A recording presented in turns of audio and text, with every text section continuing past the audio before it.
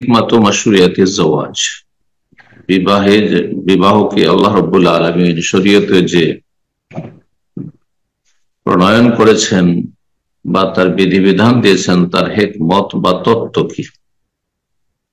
এক নম্বর যে বিষয়টি সেটি হচ্ছে বিবাহের মাধ্যমে এমন একটি ভালো পরিবেশ তৈরি হয় যার যার মাধ্যমে একটি পরিবার গঠন হয়, পরিবারের সুসম্পর্ক হয় এবং নর নারী নিজেকে পাপ মুক্ত রাখতে পারে, হারাম থেকে বাঁচিয়ে রাখতে পারে। এর সাথে এতে রয়েছে মানসিক শারীরিক শান্তি। এই জন্য যে এর মাধ্যমে সম্প্রীতি, ভালোবাসা এবং দাম্পত্য জীবনে খুশি আনন্দ ফুটে ওঠে। মানুষের জীবনে যখন খুশি আনন্দ থাকে, সম্প্রীতি ভালোবাসা থাকে, একে অপরকে ভালোবাসে, কোনো তিক্ততা থাকে না, তখনই মানুষ শান্তি পায়। এই উদ্দেশ্যগুলি রয়েছে। বিবাহ সন্তান সন্ততি গ্রহণের ক্ষেত্রে 2 নম্বর বলছি, ছেলে মেয়ে নেওয়ার ক্ষেত্রে বা প্রজন্ম বাড়ানোর ক্ষেত্রে বিবাহ হচ্ছে সবচেয়ে উত্তম পথ, উত্তম এবং উৎকৃষ্ট পবিত্র পথ। বিবাহ বহির্ভূত প্রজন্ম বাড়ানো, এতে বহুমুখী অশান্তি রয়েছে এবং তাতে কোন রকম পারিবারিক পরিচয় থাকে না। এতে যেমন প্রজন্ম বৃদ্ধি হয়ে থাকে, তেমনি বংশের সুরক্ষা হয়ে থাকে।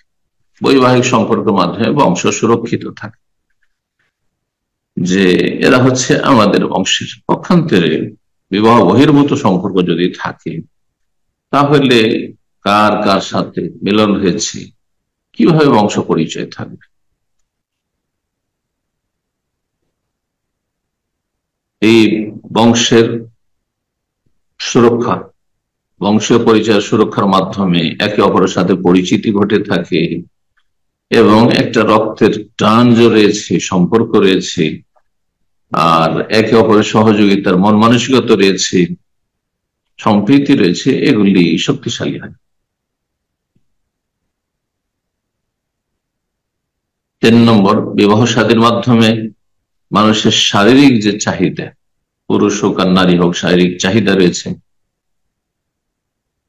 যৌন ক্ষুধা রয়েছে, তার উত্তম পন্থায় নিবৃত্তি হয় বা উত্তম পন্থায় সেটা পূরণ করা সম্ভব হয়। যেমন শারীরিক মানসিক প্রয়োজন তাতে পূরণ হইল, তার সাথে সাথে বহুমুখী যে মারাত্মক ধ্বংসাত্মক ব্যাধিগুলি রয়েছে হারাম সম্পর্কে, অবৈধ সম্পর্কে, সেগুলি থেকে মানুষ সুরক্ষিত থাকে। বিবাহের মাধ্যমে 4 নম্বর উদ্দেশ্য, বিবাহের মাধ্যমে একটি ভালো পরিবার গঠন করা সম্ভব। একটি পরিবার সমাজের একটি ভিত্তি, সমাজের একটি বীজ, যেমন গাছের একটি বীজ থাকে, বীজ তেমনি বীজের মতো কয়েকটি সুন্দর পরিবার দিয়ে একটা সুন্দর সমাজ গঠিত হয়। এখানে দাম্পত্য জীবনে পরস্পর সহযোগিতা থাকে, স্বামী কঠোর পরিশ্রম করে, মেহনত করে, উপার্জন করে এবং ব্যয় বহন করে, যা কিছু খরচ খরচা সংসারে স্ত্রী ছেলেমেয়ের হবে সে দায় দায়িত্ব পালন করে, বাইরের যতগুলি কাজ রয়েছে সেগুলি সামলাতে হয় স্বামীকে, এবং স্ত্রী বাড়িতে ছেলে মেয়েদের প্রতিপালন করে,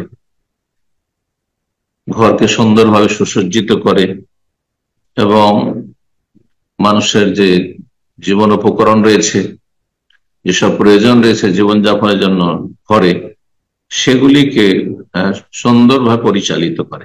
এর মাধ্যমে সমাজ এবং পরিবার সুষ্ঠুভাবে পরিচালিত হয়।